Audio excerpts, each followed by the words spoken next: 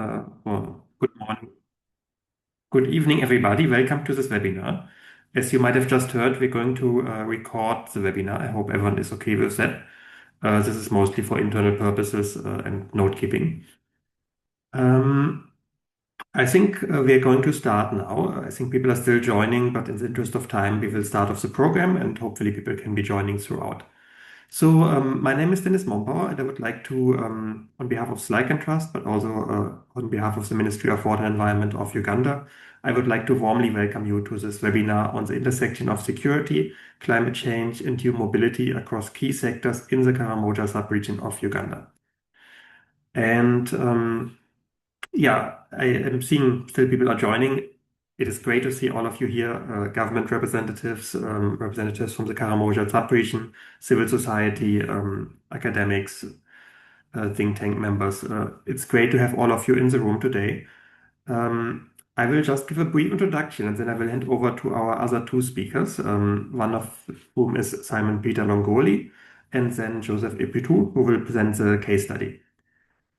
But first, a few introductory remarks. So my name is Dennis Mombauer. I work as Director of Research and Knowledge Management for SLYCAN Trust. And SLYCAN Trust is a non-profit think tank and technical support provider working on climate change, including on the climate security nexus. Could we have the next slide, please? And one more, maybe. Thank you. So when we talk about this topic, security and climate change, there's a lot of thematic areas where we have interconnections, and human mobility is one of these. So under the UN climate process, UNFCCC, human mobility is usually grouped into migration, displacement, and planned relocation. But there's a range of different forms of human mobility. And there's different ways to kind of characterize them based on if they're short-term or long-term, if they're temporary or permanent or seasonal, what kind of distance they're going. Sometimes they're going across international borders, sometimes they're internal within a country, then from where to where they're going, and then different degrees of agency of those involved and also motives or aspirations. So we talk about migration as kind of a voluntary movement, then displacement as a more forced kind of movement. Planned relocation is often a government-led structured process. Immobility, what we sometimes call also trapped populations, is people who would want to move but are unable to do so for a variety of reasons. And then we have refugees, which do have a special legal status, but not as climate refugees at this moment. Also, there have been efforts to include climate change as one of the reasons for refugees to have the special legal protections. So when we talk about mobility, it's first of all a neutral thing. So people have been moving for a long time. It's a normal thing for people to move, but now climate change and also insecurity pose additional challenges when it comes to movement. And there's a lot of factors that are factoring into the decision making on people's movement. We know that there's about in the world 280 million international migrants at the moment, about 83, 84 million internally displaced persons, and about 44 million refugees. And out of the internally displaced persons, we know that 58.8 million, 45.8 million of them are displaced due to disasters, while the remaining 20.1 million are displaced due to conflict and violence. But we also know there is overlap between these two. Sometimes conflict is a driver of migration, but sometimes also climate change has become a driver of migration.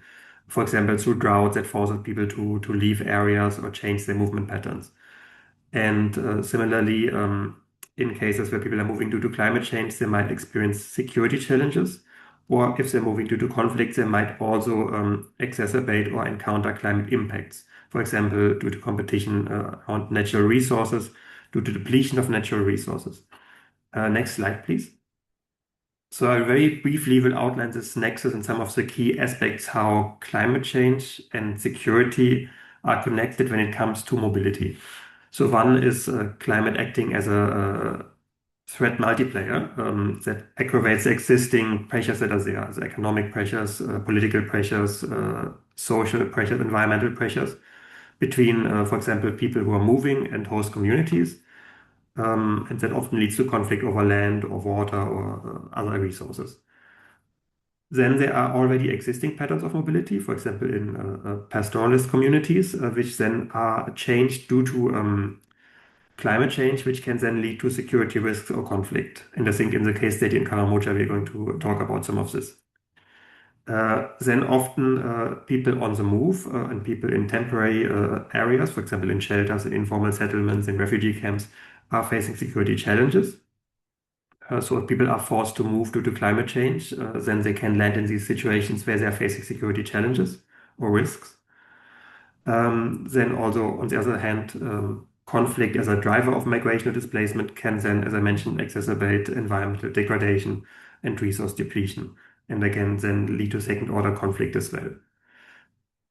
It's also important to see how these insecurities and mobility streams are affecting countries' ability to engage in climate action on the other side, because of resources being bound up by these by addressing the mobility processes and also by mobility, for example, out-migration leading to a lack of capacity to deal with some of the impacts in areas where there's a lot of out-migration or where a lot of people are being displaced. And then we can also maybe looking at one more aspect, and that is where this immobility aspect also comes in. Sometimes when there is a crisis or conflict, people's ability to be moving, and that is determined not only by like infrastructure, but also, for example, by family ties, language, common language, social ties, economic factors. So the ability to move can also be a key determinant of security. So if there's a crisis and people are unable to move, if they're immobile, that greatly impacts their ability to get to safe places. And that makes them also then more vulnerable to other impacts. And again, this is where climate change and security can come together.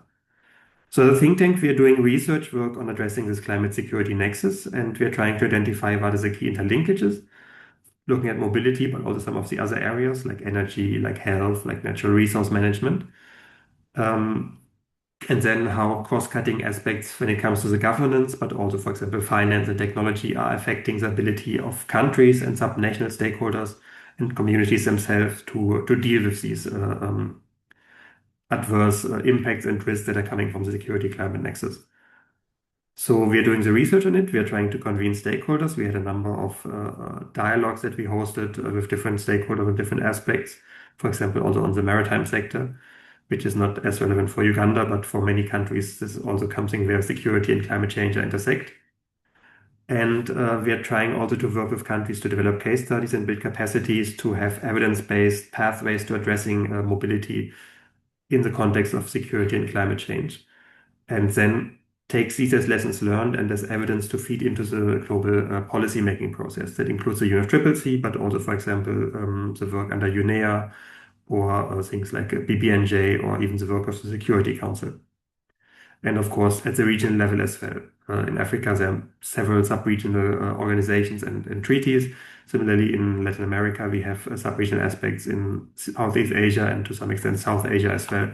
So these sub-regional or regional processes also play a big role when it comes to addressing climate change and security. Next slide, please.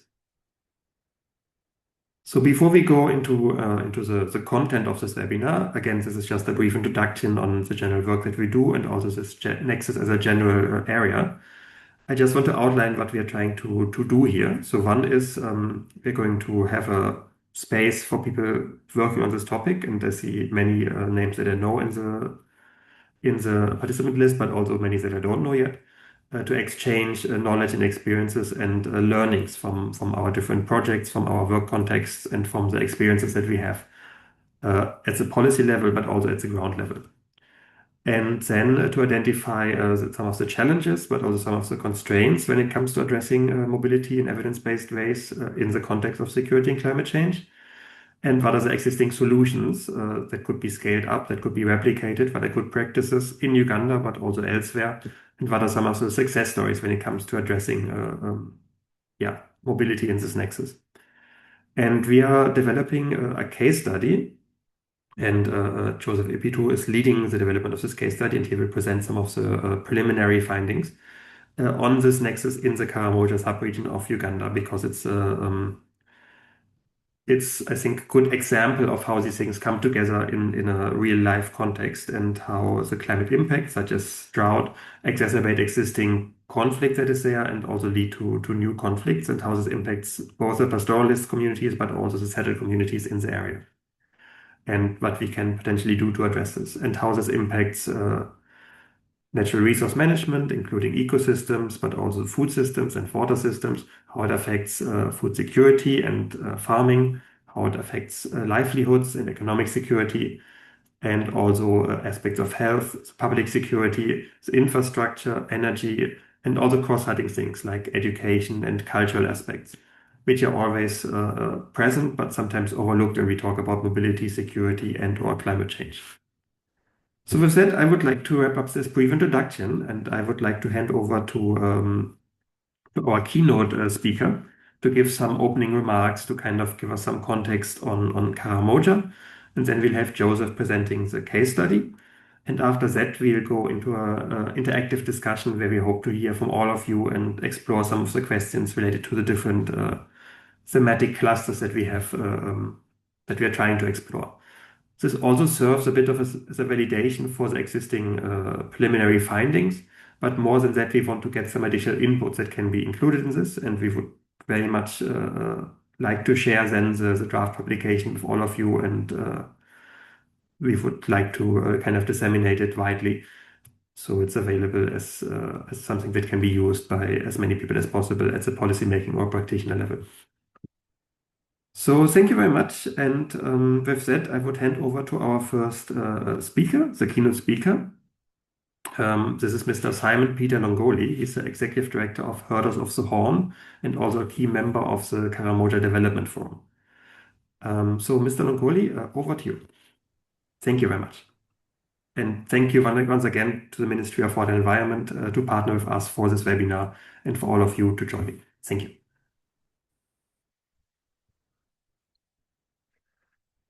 Thank you very much, Dennis, for your introductory presentation to this very exciting topic. I hope I'm being heard. Yes, we can hear you clearly. Thank you.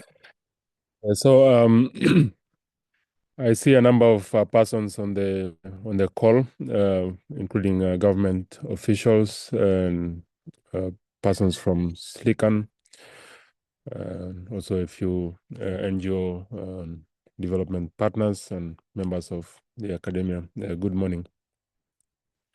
I'm honored to speak on this very interesting topic. I first got in touch with the concept in an EU-funded and EU-organized conference in Nairobi last year, and I was around the time of President Trump. I was thinking, is the fraternity of development partners shifting from or trying to get attention from the United States by openly linking climate change with global security. And then I realized that we have been working on issues related to climate change and security anyways in the Karamoja region. So a lot of you are certainly knowledgeable about Karamoja, largely semi-arid, and livelihoods here are predominantly based on livestock, though there is a level of variation to that. But in terms of pastoralism, which as Karamoja Herders of the Horn, we are primarily interested in, mobility is of importance, and climate change effects have long defined pastoralism.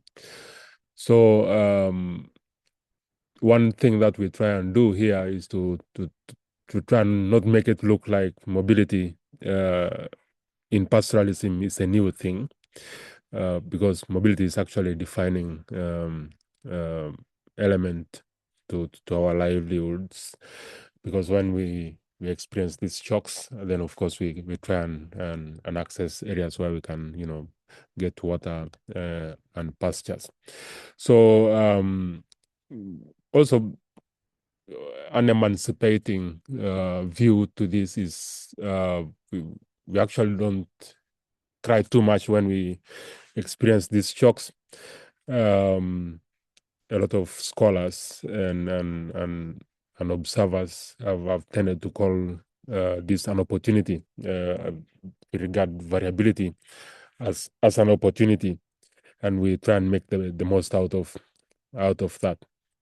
And so within the region, however, we can see that droughts are getting starker, and sometimes we do get rains, and this is a blessing for us when we get rains.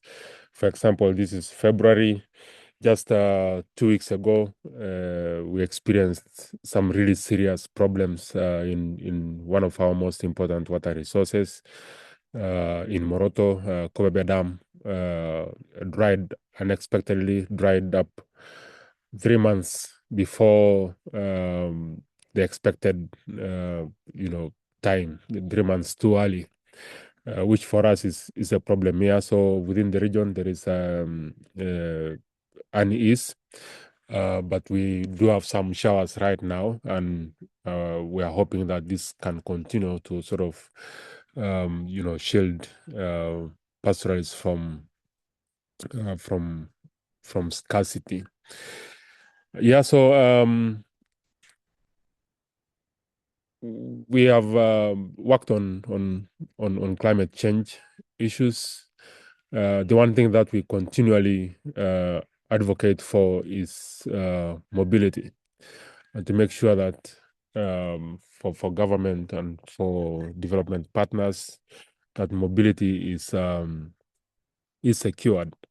In our land rights work, we advocate for communal property rights, and we try and work to secure the rights of pastoralists to their lands, but we also try and secure the rights of pastoralists to access any other resources, especially westwards, to Teso, to Acholi, and it's a very contentious conversation to have amongst Ugandan policymakers and civil society. But that's what we do, because in a number of ways, security to livelihoods is also linked to real security as we speak within this context. As pastoralists, we try and also harbor other pastoralists. And over the last 3 or 4 years, there have been some flashpoints in Karamoja's most dominant, migration hubs. Certainly in the Kobebe area, where there have been insecurity challenges, and our marketing, pitch usually to government or to governments to enable mobility is to sort of trigger what we call here pastoralist solidarity, that Karamojong can be supported to support the migration of, say, Turkana as well to Karamoja, but also that Karamojong can be supported to move to the rest of the country should there be need. And and this is really important, because sometimes in cases where it's not made possible, we have registered security issues. Conflict has increased in areas where mobility and access to resources is not facilitated. So our core mandate and our core focus is to make sure that there is enhanced cooperation internally, but also across borders, and now as herders of the horn, working more outside of the country as well. We try and make sure that partners, including governments, especially governments, are facilitating this mobility.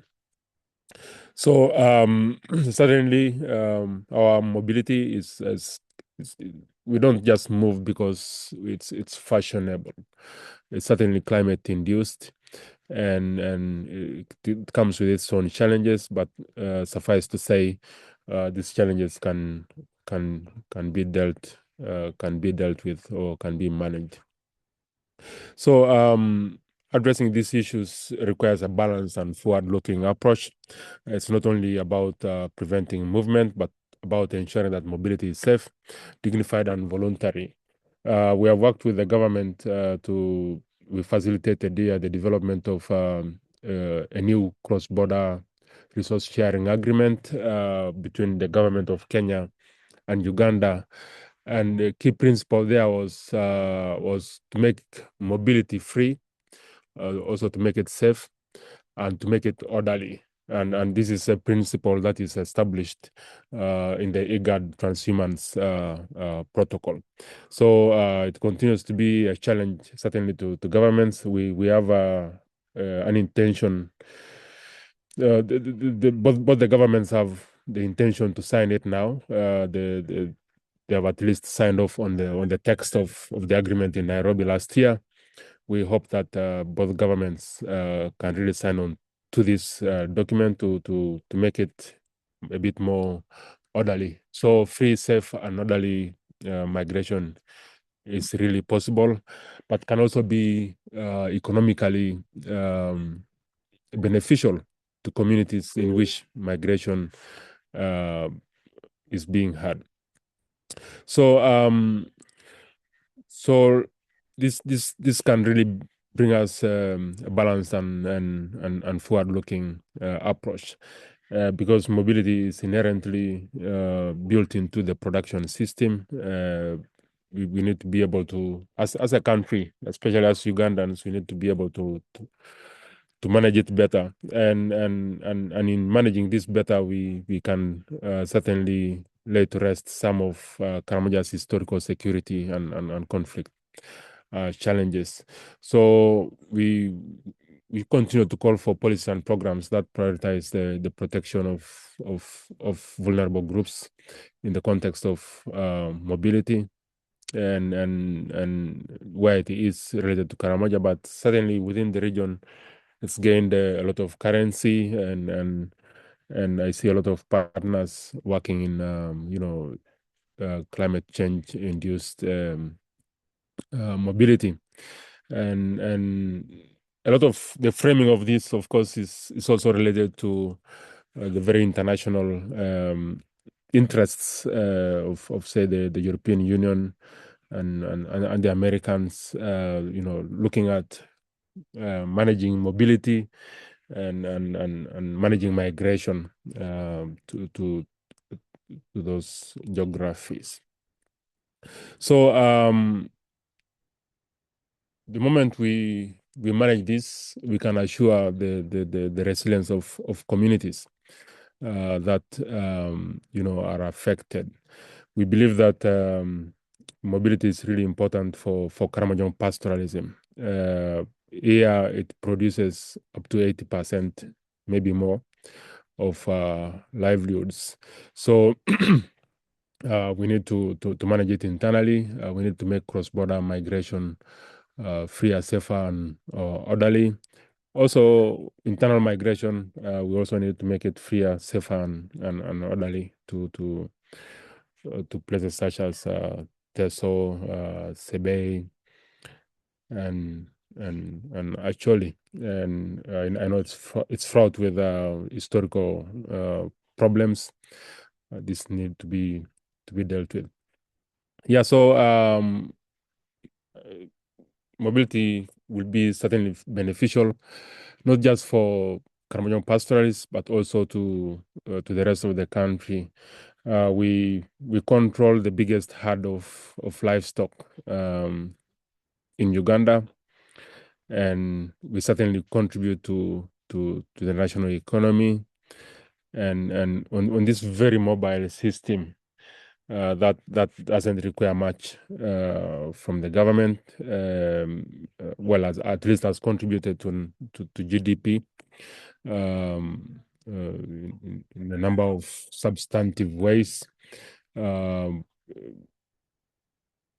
our current regional development planning, which also we have been very proud contributors to, is quite well anchored on livestock systems, and certainly the mobile livestock system. So we continue to urge for the government to support this system and make sure that mobility as the production mode is enhanced, and that the lands on which this is possible are secured, and the relevant infrastructure is made available to support this mobile system. So I thank you very much. Let's continue and have a very productive conversation. Thanks to the Ministry of Water and Environment. That has a lot of responsibility in developing, and securing our water resources. Kobe Dam is dry, as some issues now. I hope you can find out what really happened with Kobe Dam, and that with your sister ministry, the Ministry of Agriculture, and we can also sort the problems that are existing with their water resources. I know the politics that has been existing there, but we are looking forward to receiving now the what might be the flagship water resources of the next few years from the Ministry of Water projects in the south of Karamoja and the north of Karamoja. Thank you so much. Thank you very much. Thank you very much, Simon, for these opening remarks, which really kind of put a spotlight on the situation in Karamoja. And I think it's always interesting how often the conversations come back to some very tangible issues like livelihoods, like access to resources, including like the communal property rights, customary governance systems, and how mobility can be like often has negative connotations, but it can also be a pathway towards more resilience and have economic benefits if it is properly supported, if it is free, safe, dignified, orderly, and voluntary, and also rights-based. So I think this highlights some of the important aspects, and I think Joseph will also touch on some of these in the presentation of the case study now. So without further ado, I would hand over to Mr. Joseph Epitu, who is a technical expert for SLYCAN Trust and also an advisor to the Ministry of Water and Environment of Uganda, where he used to be a commissioner not that long ago. And I would like to hand over to you, Joseph, to present the case study and some of the preliminary findings on climate change, security, and human mobility across key sectors in Karamoja. Thank you. Yes, thank you very much, Dennis, and thanks, colleagues, for making time to be part of this validation webinar. Dennis has already introduced me, but just to add on, my name is Joseph Epitu, and I'm the immediate former commissioner in the Ministry of Water and Environment, and currently serving as an advisor to the ministry on a program called the Least Developed Countries Initiative for Effective Adaptation and Resilience, LIFE-AR.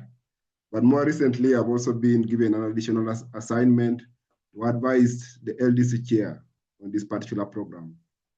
I am very, very happy to be part of this validation webinar. And before I proceed, let me take this opportunity also to thank Simon for that very, very elaborate presentation, and also to congratulate you upon being elected a member of parliament in the recent elections in Uganda. We are optimistic that you will take forward the climate change voice to parliament. So having said that, this validation workshop on the intersection of security, climate change, and human mobility across key sectors in the Karamoja sub-region was coordinated by myself with the support of close colleagues from the SLYCAN Trust. And we are happy to be presenting it to you today. largely for validation purposes, but also to generate more knowledge and input into the case study. I've lined up my presentation in as follows. I'll give a brief introduction, and then I'll share with you the objectives of the case study, the methodology. For the benefit of those who are not very well familiar with the Karamoja sub-region, I'll just give a brief context and also the challenges in the region. Then I'll touch on the key findings and policy implications and the recommendations that we have laid down on the table moving forward. So in terms of introduction, this case study focused on key sectors with a focus on the Karamoja sub-region, and these sectors include health, environment and natural resources, water resources management and sanitation, food security, specifically agriculture, education, public security and defense, culture, energy, economic security and livelihoods, and also infrastructure.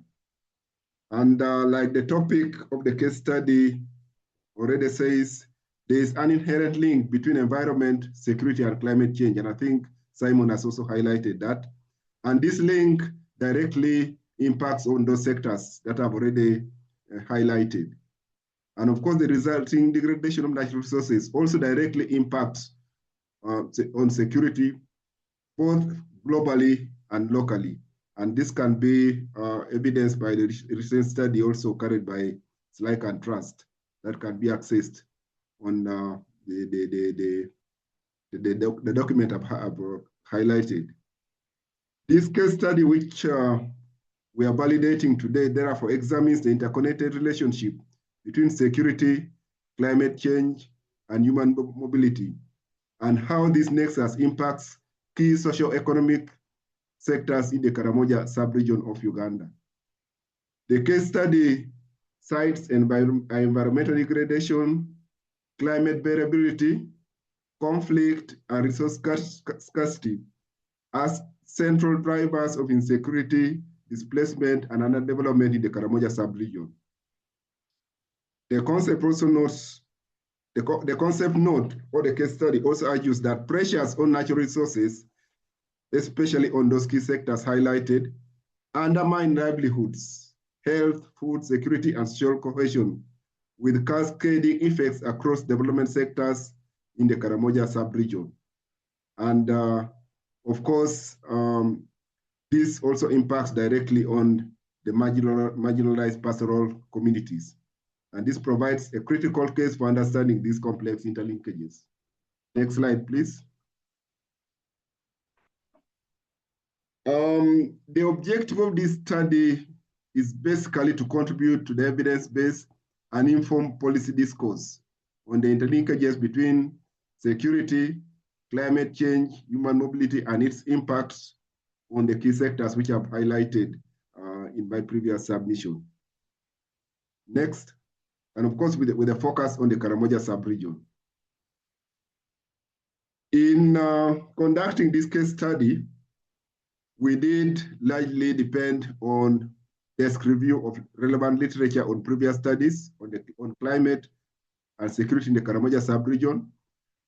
And it adopted a desk review methodology. And I'm happy to note that some of the literature we relied on was authored by some of the participants in this validation webinar. I know Professor Revocatus should be with us, and he has written extensively about the subject under discussion, and we did make reference to his previous studies on the subject matter. So we hope that we shall be able to get more information and contribution from such persons here present.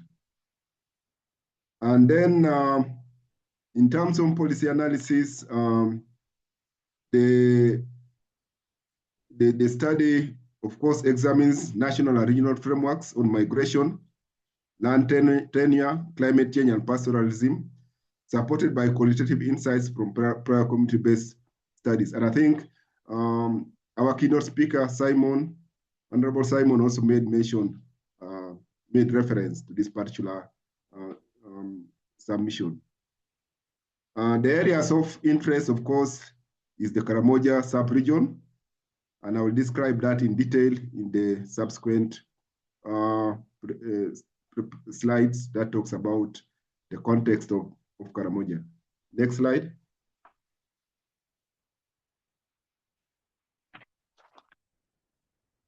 So for the benefit of those who may not be coming from Uganda or other parts of Uganda are not very familiar with the Karamoja sub-region, Karamoja is located in the northeastern part of Uganda, and it borders South Sudan to the north, Kenya to the east, and it also has, it is also bordered by some other districts within Uganda, and that's about 9 districts from both the Acholi sub-region, the Lango sub-region, Tesa sub-region, Bugisu sub-region, and the Sabie sub-region.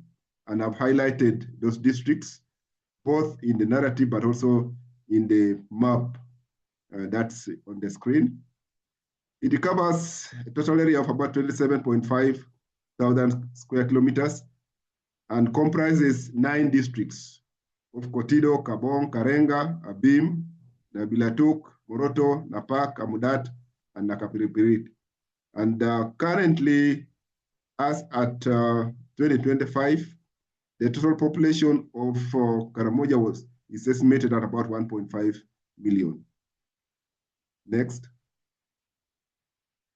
In terms of context, and again, for the benefit of those who were not very familiar with the Karamoja sub-region, historically, the Karamoja sub-region has been a pastoral area. Although more recently now, crop production is being introduced, and this has become an important source of household food and income in some of the areas. And the region suffers from severe environmental degradation, poor infrastructure, lack of social services, and limited marketing opportunities. And then in terms of economic activity, the region depends largely on cattle rearing, mining, trading, particularly in agricultural produce with the neighboring countries. And pastoralism and conflict are strongly interrelated. The integrated management of natural resources like pasture, livestock, and waterborne diseases and water therefore becomes very crucial. Next slide. Karamoja, like I did mention earlier, and also Simon highlighted in his presentation, faces a number of challenges, largely, and these are development challenges to be specific. And for instance, the poverty levels are quite very high.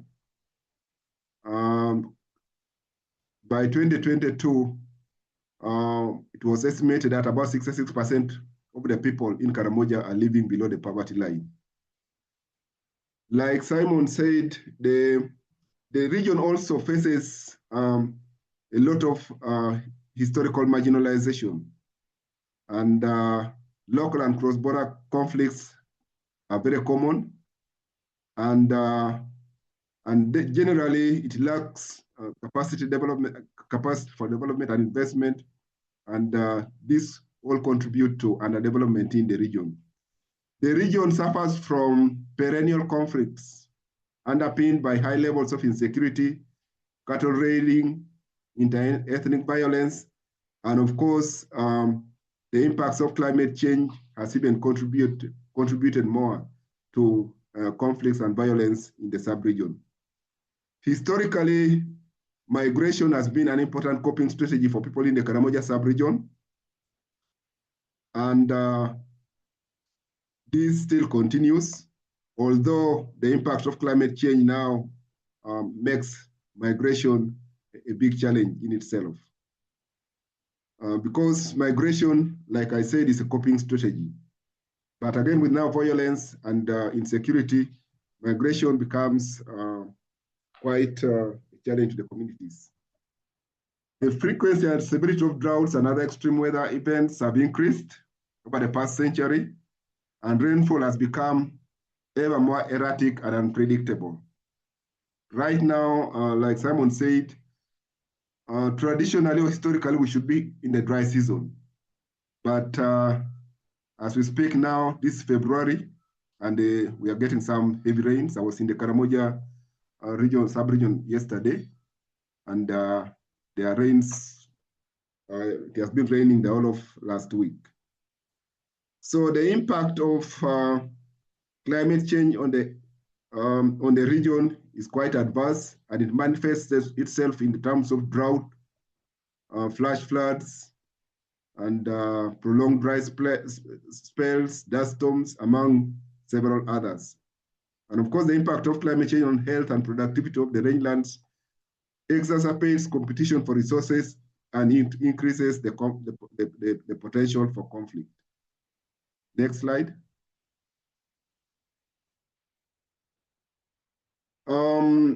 In terms of interlinkages between security, climate change, and human mobility across sectors, as I've already mentioned, climate change has intensified droughts, floods, and resource scarcity in Karamoja sub-region, therefore undermining traditional coping mechanisms.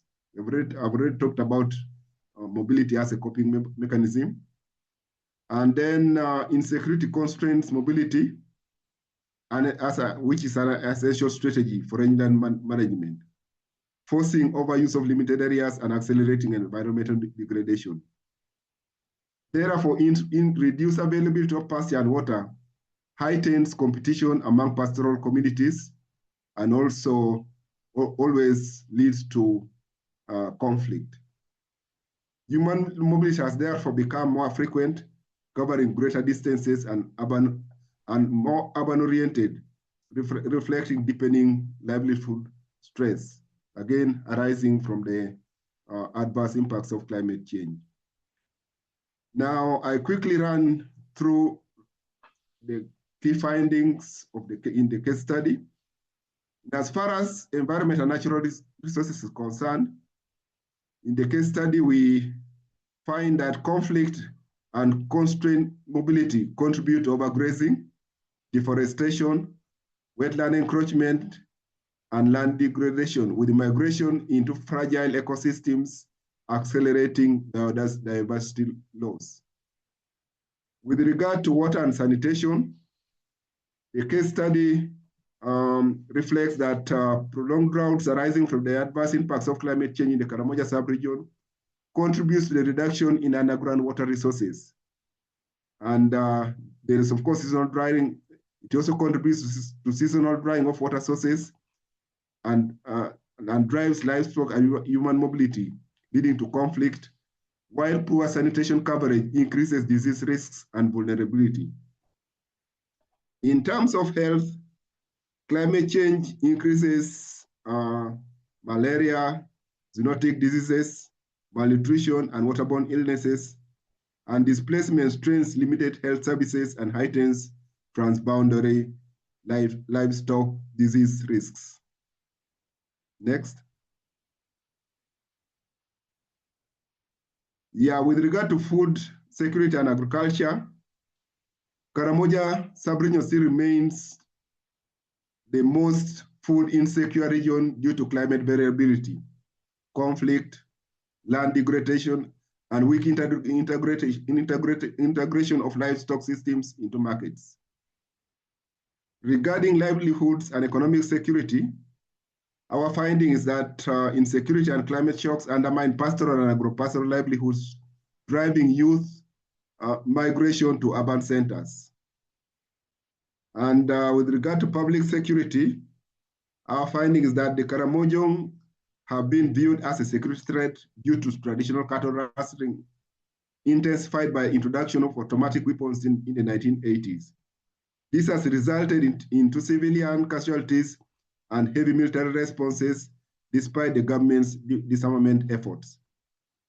As far as energy is concerned, the case study finds that reliance on biomass energy drives deforestation, indoor air pollution, and gender-based risks despite high solar and wind potential. Next slide, please. With regard to infrastructure, roads, bridges, schools, and health facilities are highly vulnerable to floods and extreme weather conditions, therefore disrupting service delivery and market access.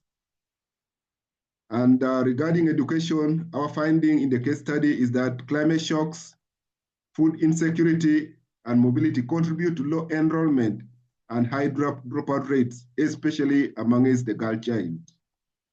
And culturally, in terms of culture, the findings indicate that environmental degradation threatens sacred cultural sites and customary governance. The Karamojong sometimes have some sacred places where they perform their traditional rituals in forests and other ecosystems. Now, with the impacts of climate change and forestry environmental degradation, some of these sacred sites are heavily threatened. Next. Now, with regard to policy landscape on human mobility, communal land tenure, and nomadic pastoralism, we note that Uganda is a signatory to several international conventions and agreements on migration, environment, and climate change, like including the UNFCCC, the Kyoto Protocol, the Paris Agreement to climate change, and the SDGs. At the Africa's regional level, the case study notes that initial efforts at addressing migration were through the promulgation of the Regional Convention on Refugees in 1969 by the then OAU, which is now the African Union. At the national level,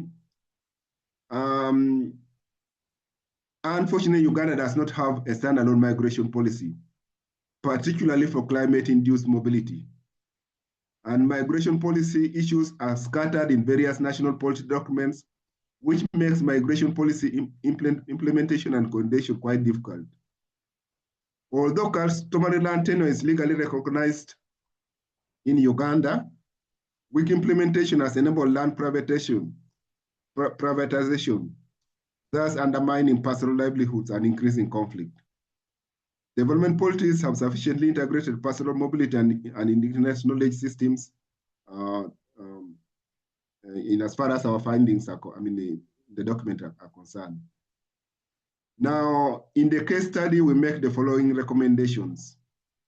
One, there's need to address land-related conflicts through policy interventions that take into consideration the culture of the local communities, including the nature of communal land tenure, pastoralism, and mobility in the Karamoja sub-region. There is also need to expedite the implementation of the Health National Adaptation Plan to address increasingly frequent diseases associated with the degradation of ecosystems and biodiversity. We also recommend that there's need to employ multi-sectoral approach and involvement of traditional knowledge in the management of water and sanitation resources in the Karamoja sub-region. We also recommend that there's need to strengthen livestock and crop farming systems in light of the prevailing peace in the Karamoja sub-region to improve food security and agriculture. Next slide. The case study also recommends that we need to focus on strategic infrastructure projects that address climate change conflicts and human mobility related to large-scale water systems for agricultural production and critical roads. Simon talked about the current challenge with the drying of the Kobebe Dam, and that talks to this recommendation. We also recommend that there is need to develop a comprehensive migration policy addressing internal, cross-border, and climate-induced mobility and related security challenges in the Karamoja sub-region. The case study also recommends that the country or the sub-region should promote renewable energy, especially solar and wind, to reduce biomass dependence, environmental degradation, and gender-based risk in the Karamoja sub-region. Regarding education, the case study recommends that there is need to mainstream into the pastoral lifestyle the alternative basic education for Karamoja, ABEC, which proved to be successful in the past years. And this could complement the current education system in Uganda, but could have it as an alternative non-formal basic education to our current education system. Next. Finally, I would like to conclude this presentation. Intensified droughts, floods, and resource scarcity in Karamoja sub-region, therefore undermining traditional coping mechanisms. And there is an inherent link between environment, security, and climate change. And this link also directly impacts on health, environment, and those other sectors that I highlighted in the presentation. And at the national level, we have noted that Uganda does not have a standalone migration policy, particularly for climate-induced mobility. It's therefore important that a clear migration policy is enacted to streamline the sector. And with that, I would like to thank all of you for making time to listen to this presentation. Thank you very much. Thank you very much, Joseph. And also from my side, thank everyone for joining this webinar again. As you can see, this is a fairly complex case study because it covers a lot of different sectors and areas. But it's a complex topic, and there's a lot of factors that play into this. That's why we wanted to go in depth on the different aspects of this, and these will all be featured in the finished case study. Now we have a bit more time, and we wanted to have the chance to have a bit of an interactive discussion. So we have 3 breakout groups. Breakout group 1 will be focused on natural resources, food systems, and livelihoods. So that includes water, ecosystems, environmental resources, land, food systems, agriculture, pastoralism, and livelihoods. So it's fairly broad nexus, but it's connected to the economic and environmental side. The second group will focus on health, security challenges, and infrastructure, including transport, shelter, water supply, energy, and also communications, and how these are either impacted by the climate security challenges or how they can contribute to resolving some of them. And the third one will be on the cross-cutting enablers, including education and culture, but also finance, technology, capacity building. So I say again, first breakout group is on natural resources, food systems, and livelihoods. Second one is on health, insecurity, and infrastructure. And the third one on cross-cutting enablers, including education and cultural aspects. And each of these will be moderated by someone from our team. I believe breakout group 1 will be moderated by Cristobal and I think Shifas. Breakout group 2 will be moderated by Joseph, and breakout group 3 by Maria. And I leave it up to my colleagues to put us into these breakout groups now. I believe if you want to change to a different group, you can do that. There are some guiding questions, but basically it's going to be a discussion around these topics. And then we'll come back here for some closing remarks from the Ministry of Water and Environment, Mr. Francis Opola. So yeah, Shifas, Cristobal, could you put us into the breakout groups? Thank you very much.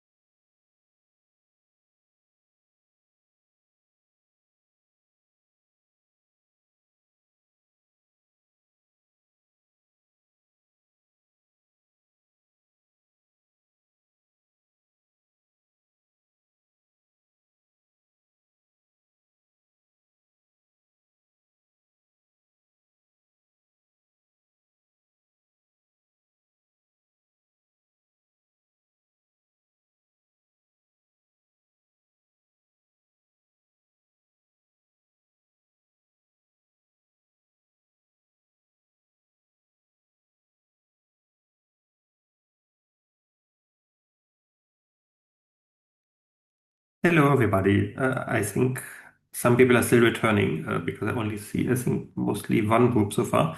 So we'll give it a few minutes, or 1 minute, till everyone is back in the main room. I hope you had good conversations in the breakout groups. I was jumping between the three groups, and every time I jumped into one, it seemed like there was a good discussion going on.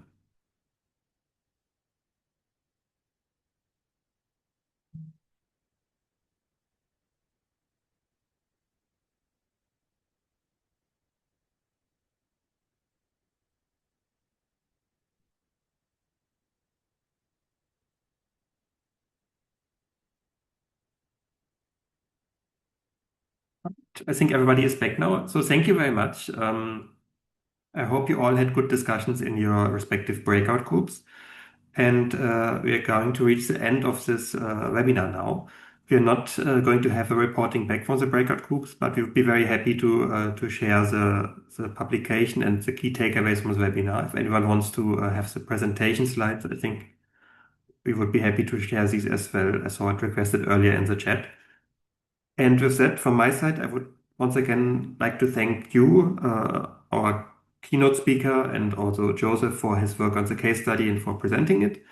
And of course, the Ministry of Water and Environment of Uganda for partnering for this webinar. And I would like to hand over to Mr. Francis Opolot from the ministry to give us some closing remarks. Francis, over to you.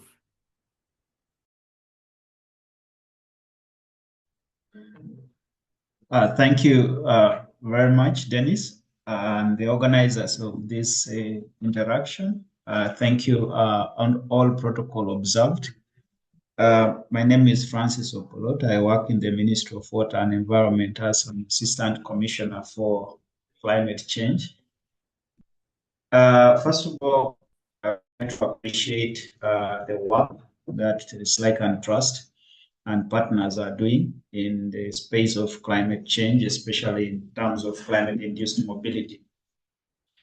As a country, Uganda has been one of the pioneer countries championing the agenda of climate-induced mobility, being recognized in the mainstream of development, and also trying to bring the nexus between climate change, migration, and environment. In 2022, the government of the Republic of Uganda, led by His Excellency Yoweri Kaguta Museveni, convened countries in the East African community and the Horn of Africa to champion a declaration on migration, environment, and climate change. So already at policy level, this is being recognized as an issue. And out of that conference, out of that international conference, we came up with a declaration, the Kampala Declaration on Migration, Environment, and Climate Change. That document guides what the states, the signatory states can do. So already at the strategic level, we have leverage, we have backing. It is a recognized need as a country. Why? Why did Uganda go this direction? One is climate mobility is not just mobility. It's a very sensitive issue. It is something that comes with lost economic productivity. I can give you examples. When people migrate in the Karamoja sub-region, sometimes crossing to the neighboring regions when there is a lot of drought, there are a lot of losses that they incur that go unrecorded, because when they move into these neighboring regions, sometimes because of the shortage of where to graze, shortage of where to maintain their livestock, they are forced to sell the livestock in cheaper than it would normally be on the market. The other issue is that some of their livestock is outrightly stolen during this time, and these are economic losses that should have been avoided if these people were helped to do what is called orderly migration and orderly relocation in a policy known context. But because this movement is informal, so these losses go into. The other thing is the loss of lives and livelihoods, and then also the health of the people. There is a lot of death involved in these movements because it's not secure. Because you're carrying valuable goods like livestock, you will have people want to attack you, robbers, thieves, and so on. So you can lose lives. People can fall sick and lose their lives, and also there's a loss of cultural heritage and social networks.